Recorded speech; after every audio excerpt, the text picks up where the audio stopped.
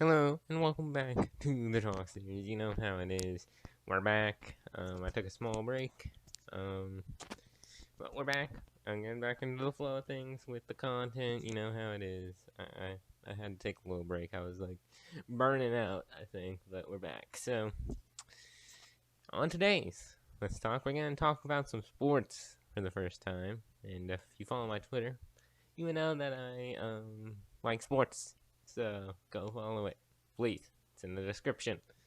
Anywho, today we're gonna be talking about the Suns, who have finally made the NBA Finals in an insane run. So I'm just gonna pull up all their stats here, but while we do that, I'm gonna talk a little bit about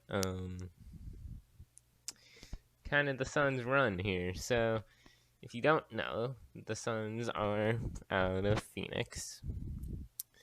And basically, they have had a rough go at it. They've had a rough go at it. And, yeah, they have really suffered. Um, so, they finally made the finals. That's kind of funny. For the first time since 1993. Now, earlier, this, uh,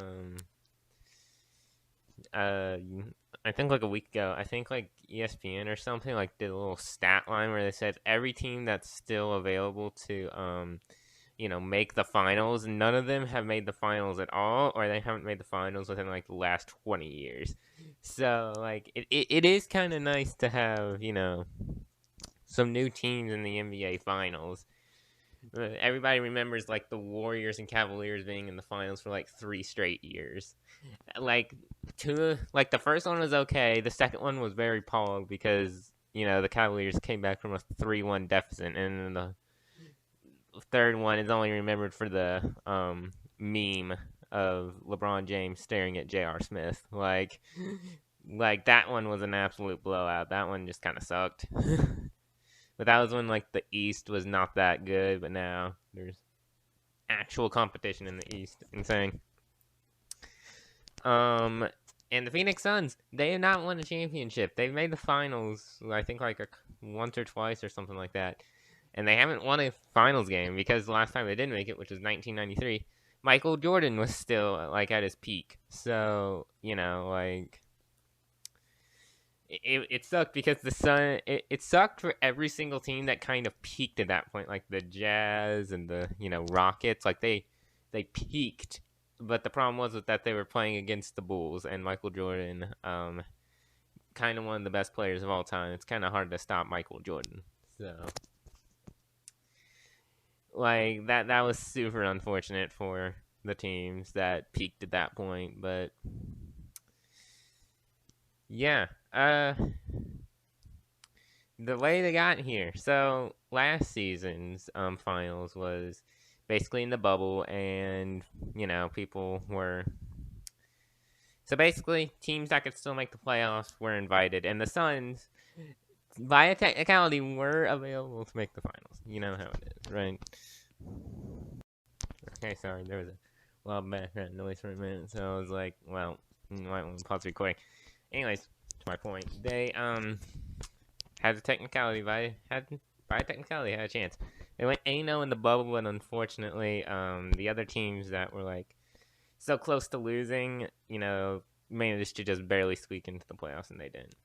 But it was a promising sign for the Suns. Like people were like, oh, maybe the Suns will actually do good. Next season they'll make the playoffs.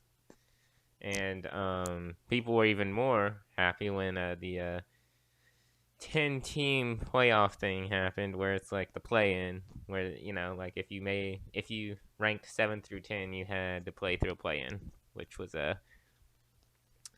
more hopeful for Suns fans. But then over the offseason, they acquired Chris Paul from the Oklahoma City Thunder, and people were like, okay, that they could do something here.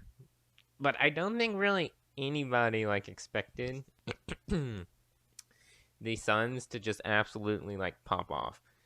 They went, I'm pretty sure, 51-21 this season. Like and were the second place seed. The number 1 seed was the Jazz, who went out in the second round. And they really popped off. Now, one of the things that a lot of people are calling is that this was a asterisk NBA Finals run for the Suns. Main reason being that on every single team that they played, somebody got injured. And with the Lakers, it was Anthony Davis. That was their big one. They lost Anthony Davis. And then, if you remember in Game 6, they tried to play him, and then he just couldn't play, so they just lost. And then the Nuggets, who the Suns swept, Jamal Murray was out, and then Kawhi Leonard was out for the Clippers after going out in the season in Game 5 with the Jazz. So, like, it was a lot of people put an asterisk on it, but like I don't think there's any need for an asterisk, right? Like, basketball is a team sport. Like, if your team cannot beat another team, if one of your players is out, like, it's a team game, bro. It's a team game. It's a team game. Like, if one of your players goes out, you gotta play better. That's literally just how it works. And it sucks, for the teams that did lose. Like the Clippers, they haven't made an NBA Finals. They hadn't even made the conference finals until now. And they've always been overshadowed by the Lakers. But this season, this was going to be their season. Everybody was healthy until the playoffs. And then it just all kind of fell apart for the Clippers. Because, like, Paul George, besides for, like, 1 or 2 games, really didn't have a good series. Like, obviously, everybody remembers him for missing the 2 free throws in Game 2. But, like, otherwise, like, Game 5, yeah, he popped off, and that kind of kept him in there. But, like, otherwise, he really didn't have, like, a crazy performance. Like, yeah, he scored 20-plus points in each performance. But, like, one of the announcers in one of the games were like, yeah, but, like, when one of the announcers said, oh, he has 11 points, and then he was like, yeah, but I've seen players who score 2 points have a better performance. Like, you have to look with your eyes. It's just like after, I think, Game 2, Paul George just lost all of his confidence. Like, he got some of it back in Game 5, and then in Game 6, where he really wasn't doing that hot, he lost it again, and that really just was kind of what sunk the ship. Paul George wasn't consistent enough, and then, the other players around him, like, sometimes they could pick up the slack, but they couldn't always pick up the slack, and it just kind of fell apart for him. And it sucks for the Clippers, because now you gotta wait another season, and the Lakers are gonna be healthy again, and, like, it just sucks for the Clippers. You have to feel bad for Clippers fans at some point, because, like, they've gone so long without ever making the finals. Like, they've had good teams with, like, Chris Paul and DeAndre Jordan. Like, they've had great teams. They just always seem to get, like, upset, or they just lose, or they get injured, and it's just, like, everything seems to go wrong for them once they hit the playoffs. And this season they were hoping to break that curse, but it didn't break. They nearly lost round 1 to the Mavericks, like, and then they get injured in the series versus the Jazz. Like, it really all just kind of fell apart right at the end for them. But back to the Suns, it's an insane run, and if you're gonna put an asterisk on this, bro, you put a huge asterisk on the bubble run by the Lakers. Like, 4 months off, they're in the bubble with, like, no fans. Like, come on, man. Like, really? Like, let the Suns enjoy their finally making finally being good again. Like, they haven't made the playoffs in 10 years, and then they just go and make the NBA Finals because they feel like it. But yeah, CP3 finally making the finals at, like, 36. That's pretty pog. He's been wanting to make the finals for once, and he finally did it. He was so close against the Warriors, but then his hamstring, with like a minute left, just gave up on him, and he never really reached that point again until now with the Suns. He was on the Thunder last year, but that team was not good at all, and just kind of bow down the first round. But you know, but yeah, shouts to the Suns. They're gonna be playing either the Bucks or the Hawks, and honestly, for the Suns, it's looking better by the day. Trae Young is definitely not going to be 100%, and Giannis is not playing Game 5, most likely, and he might be back for Game 6, but even then, he's not 100%. This could be a Suns versus Hawks finals, which, if anybody told you, hey, the Hawks and the Suns are going to be the finals this year, most people probably would have said, yeah, no.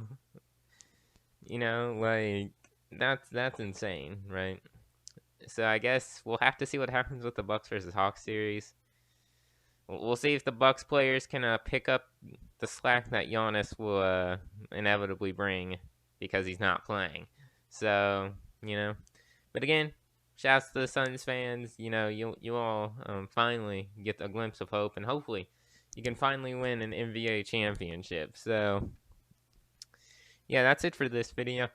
But I would like to make an announcement right at the end. If you're still watching, I stream on Twitch now. I want to stream once every week on Twitch doing something. So if you want to come, stop by and hang out for a little bit.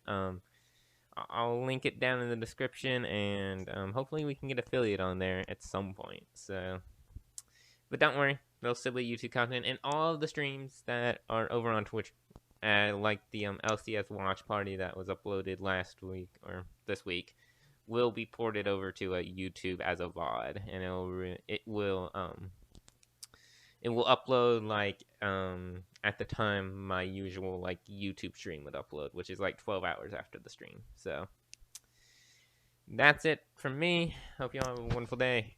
Go Suns, Suns in 4, and like, comment, and subscribe. The camera's off, and I'll see you on the next one. Goodbye.